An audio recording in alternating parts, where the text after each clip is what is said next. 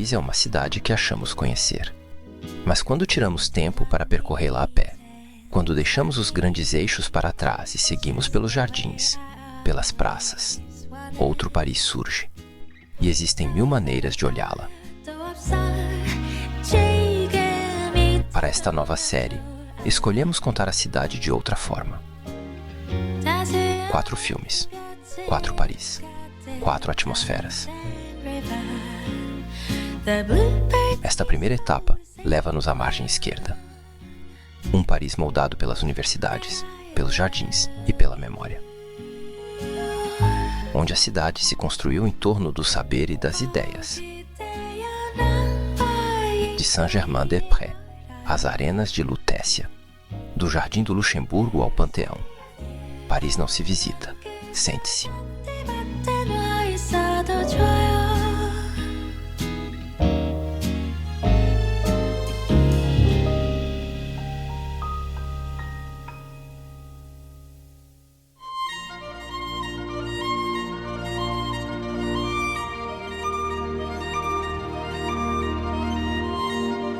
Começamos este dia na Rue Buffon, à beira do Jardim das Plantas. É aqui, no 5º arrondissement, que Paris foi pensado tanto quanto foi construído. O Jardim das Plantas não é um parque como os outros. Criado em 1626, sob o reinado de Luís XIII, foi inicialmente um jardim real, dedicado às plantas medicinais.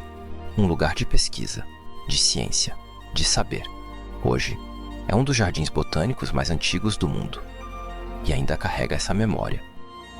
Entramos nele como se entra numa biblioteca. Com calma, com atenção.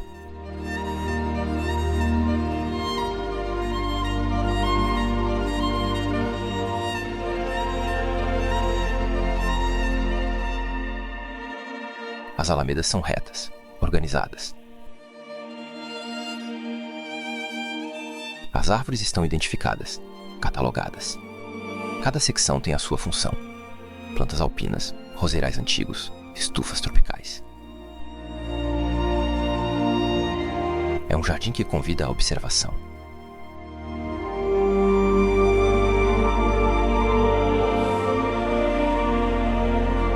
A esta hora, Paris ainda está tranquila.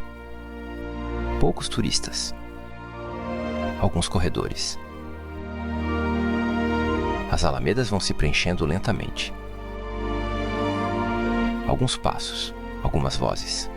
O som discreto da cidade a despertar. E esse silêncio particular dos jardins parisienses pela manhã. Aquele em que ainda se ouvem os pássaros.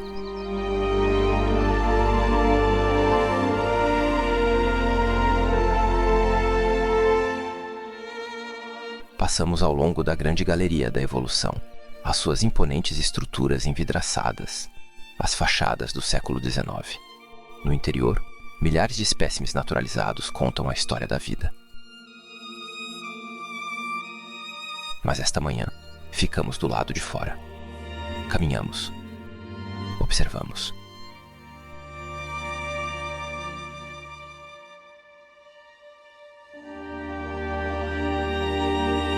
O Jardim das Plantas é um Paris inesperado. Um Paris vertical, estruturado, quase austero, mas vivo, profundamente vivo.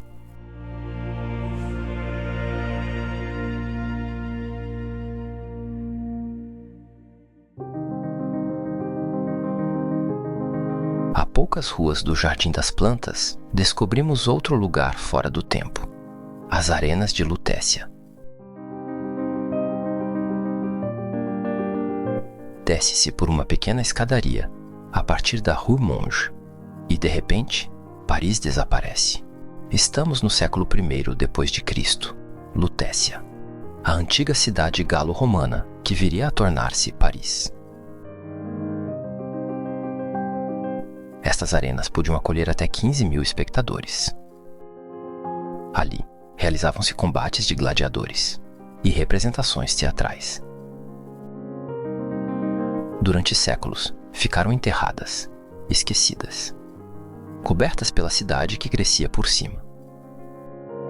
Foi apenas em 1869 durante obras que foram redescobertas. Hoje, as arenas de Lutécia são um jardim público. As bancadas de pedra servem de assentos. Crianças jogam a bola sobre o antigo palco. Não há nada de monumental aqui, nenhuma encenação turística, nenhum painel explicativo exagerado. Apenas pedras antigas. E parisienses a viver o seu cotidiano num anfiteatro romano. Talvez seja um dos lugares mais estranhos de Paris, não porque seja espetacular, mas porque está ali, simples, acessível, vivido. Um vestígio de 2000 anos de história, onde se vem jogar futebol.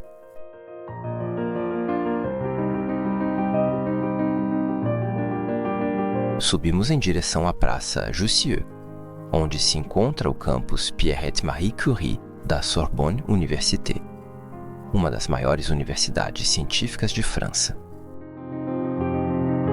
Ali descobrimos edifícios de betão e vidro que acolhem anfiteatros, laboratórios e bibliotecas. Longe do Paris de postal ilustrado, é o Paris que estuda, o Paris que investiga.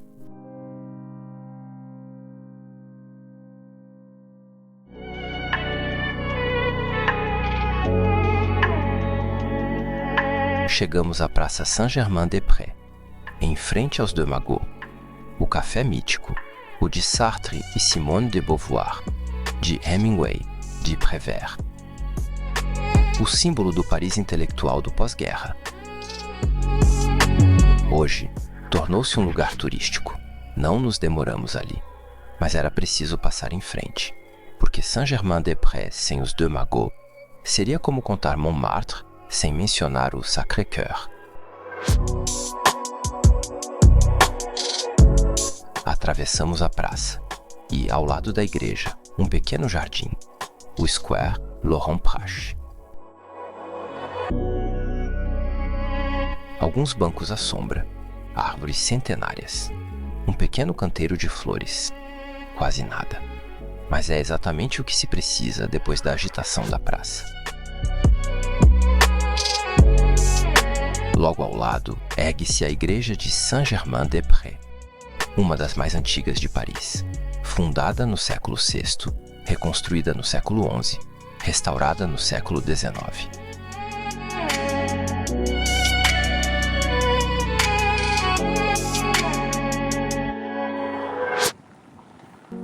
Entramos. O interior é escuro, fresco. Um contraste imediato com o burburinho da praça. Abóbadas românicas. Capitéis esculpidos, gastos pelos séculos. Vitrais coloridos filtram uma luz suave.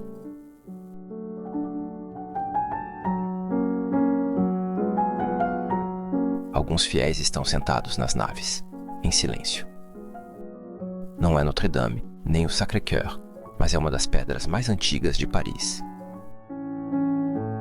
Resistiu aos vikings em 885. Foi saqueada durante a Revolução Francesa. A sua torre foi derrubada e depois restaurada por Viollet-le-Duc no século XIX. É um lugar que atravessou 15 séculos, que viu passar reis, revoluções e guerras, e que continua ali, intacto. Deixamos Saint-Germain-des-Prés pela Rue Bonaparte. Algumas ruas adiante, abre-se uma praça. A Praça Saint-Sulpice, ampla, mineral, quase austera.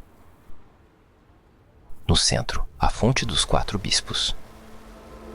4 estátuas de bronze voltadas para os pontos cardeais: Bossuet, Fénelon, Fléchier, Massillon. 4 grandes oradores católicos do século XVII. A fonte não tem esse nome por acaso. É também chamada de Fonte dos Quatro Pontos Cardeais, porque nenhum dos 4 bispos representados foi cardeal. Uma pequena ironia parisiense. À volta, cafés discretos, alguns transeuntes, poucos turistas. E ao fundo, a Igreja de Saint-Sulpice, uma das maiores igrejas de Paris. Imponente, maciça. 2 torres assimétricas que dominam a praça.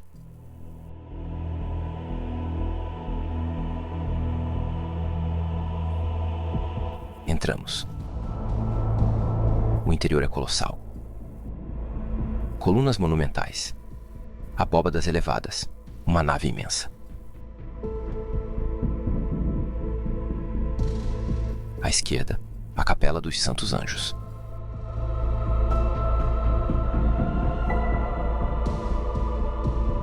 Três frescos de Delacroix.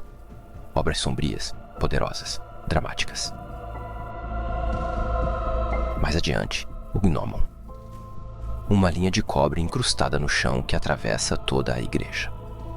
No extremo, um obelisco de mármore. É um instrumento astronômico do século XVIII, destinado a calcular a data exata da Páscoa. Todos os dias, ao meio-dia, um raio de sol atinge esta linha. Uma igreja que mede o tempo. Alguns fiéis rezam nas capelas laterais. Turistas levantam os olhos para os frescos.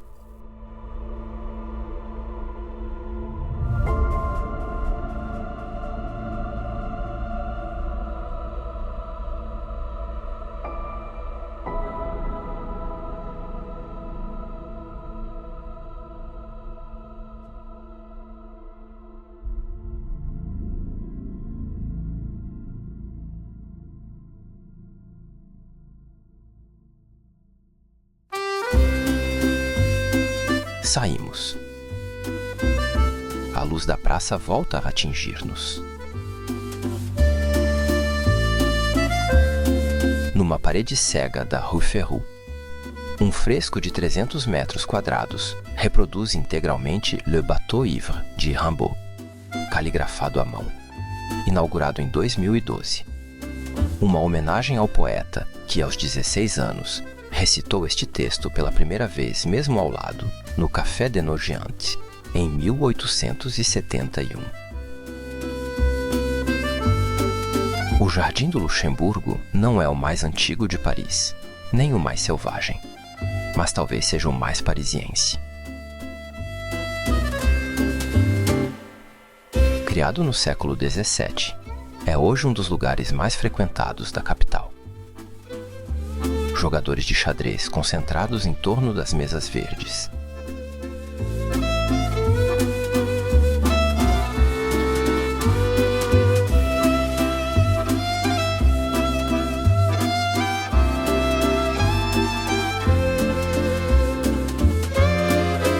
Crianças a empurrar barcos no Grande Lago.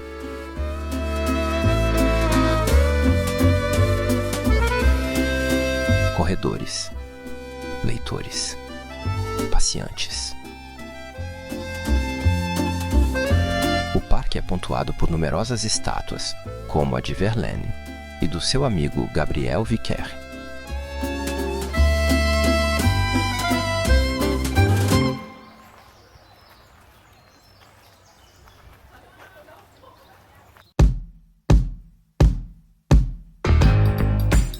Perto dos discretos campos de tênis, entramos na Rosária. Um pequeno jardim fechado, afastado da alameda principal. Dezenas de variedades de rosas, caminhos estreitos, treliças de madeira. Neste fim de verão, algumas flores já começam a murchar. Outras ainda desabrocham. É um lugar discreto. Poucos visitantes. Alguns fotógrafos amadores. Um banco à sombra. Poderíamos passar por ali sem o notar. Mas ele está ali. Um jardim dentro do jardim.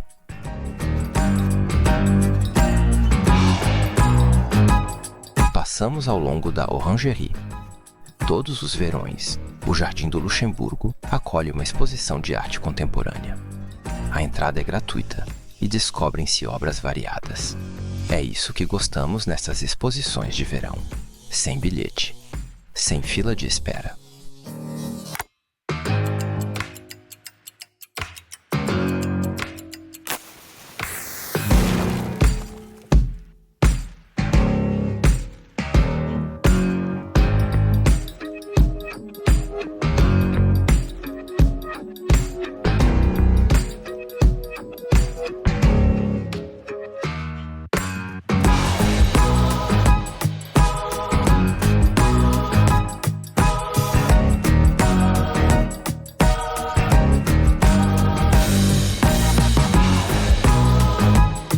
Descemos em direção à Fonte Médicis, uma alameda sombreada. Árvores que se encontram por cima das nossas cabeças. E ao fundo, a fonte. Longa, estreita, rodeada de vegetação. Um espelho de água tranquilo. Patos deslizam lentamente à superfície. Ao fundo, uma gruta esculpida. Polifemo surpreendendo Galateia e Assis. Uma cena mitológica congelada na pedra. É um dos recantos mais fotografados do Luxemburgo, mas também um dos mais apaziguadores. Cadeiras metálicas alinham-se junto ao tanque. As pessoas instalam-se ali, leem, observam. O tempo abranda.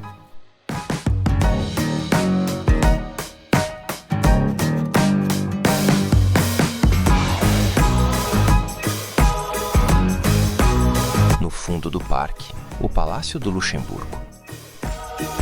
Construído em 1625 para Maria de Médicis, que desejava recriar a sua Florença natal em Paris. Hoje, alberga o Senado francês. A sua cúpula e as fachadas clássicas dominam o jardim. Imponente.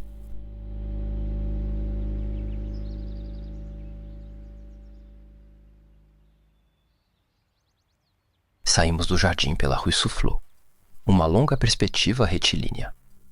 E ao fundo, o Panteão. Impossível não o notar. A sua cúpula domina todo o Quartier Latin. O Panteão não é uma igreja. Ou pelo menos, já não é. Construído no século XVIII para ser a igreja de Sainte-Geneviève, tornou-se durante a Revolução um templo laico destinado a homenagear os grandes homens da República. Aos grandes homens, a pátria reconhecida. A inscrição está gravada no frontão.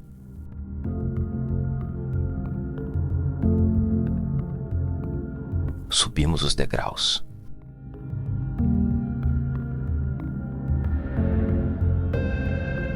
O interior é monumental. Uma nave imensa, colunas coríntias. Uma cúpula pintada que se eleva a 83 metros de altura.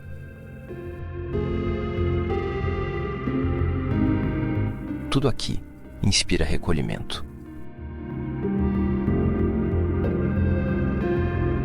As paredes estão cobertas de frescos monumentais. A história de Santa Genoveva. A epopeia de Joana d'Arc.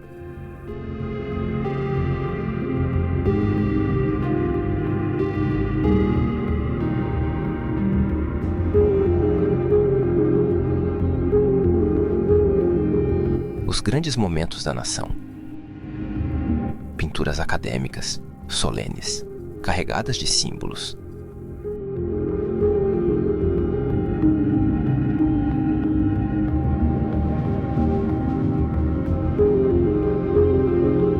No centro, o pêndulo de Foucault, uma esfera de bronze suspensa no topo da cúpula, um dispositivo científico que prova a rotação da Terra.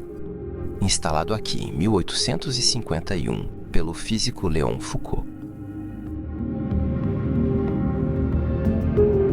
Ciência e República. Razão e memória.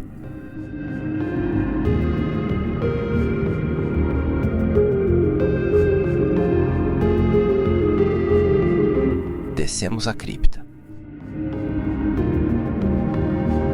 É aqui que repousam os grandes homens. E desde 1995, algumas grandes mulheres.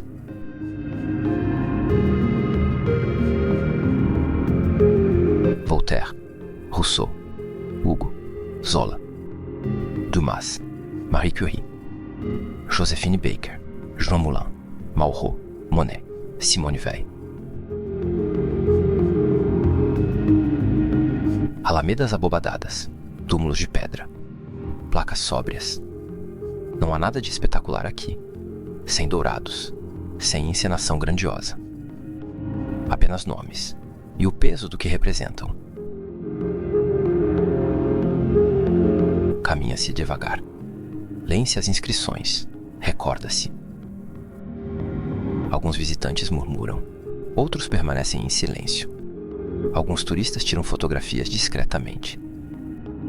É um dos lugares mais solenes de Paris. Não o mais visitado, não o mais instagramável, mas um dos mais carregados de sentido. Ao sair do Panteão, poderíamos descer diretamente em direção ao Quartier Latin.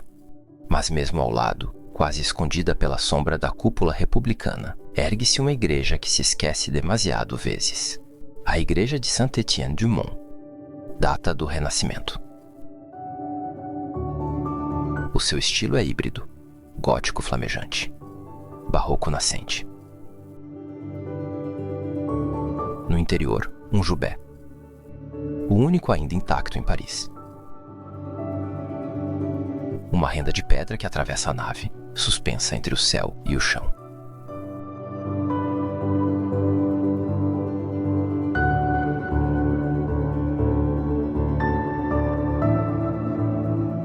Aqui repousam Pascal e Racine, não na cripta do Panteão, mas nesta igreja paroquial, sob lajes anônimas. A luz entra pelos vitrais. É discreto, é silencioso.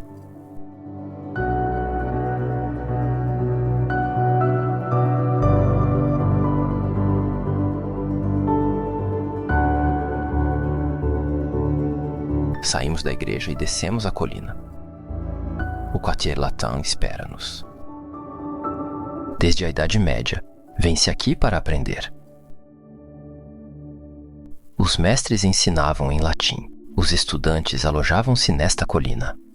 O nome ficou. Em torno da montanha Sainte-Geneviève, o saber moldou o bairro antes mesmo da arquitetura. Anfiteatros, bibliotecas, ruas antigas traçadas sobre os caminhos de Lutécia, como a Rue Mouffetard, uma das mais antigas de Paris, que segue o traçado de uma via romana em direção a Lyon. Aqui, a cidade não se construiu em torno do poder, mas em torno da transmissão.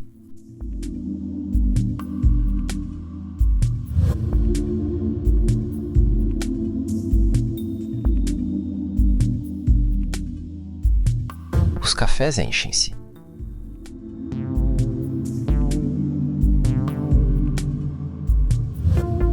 Este dia, na margem esquerda, não procurou mostrar tudo, nem os grandes boulevards, nem os monumentos mais fotografados, apenas um Paris, aquele que se construiu em torno do saber, da memória, das ideias, jardins científicos, arenas romanas esquecidas, universidades de betão, igrejas centenárias, fontes mitológicas, criptas silenciosas. Um Paris que não se visita à rua a correr, um Paris que se sente, e existem 1000 outros.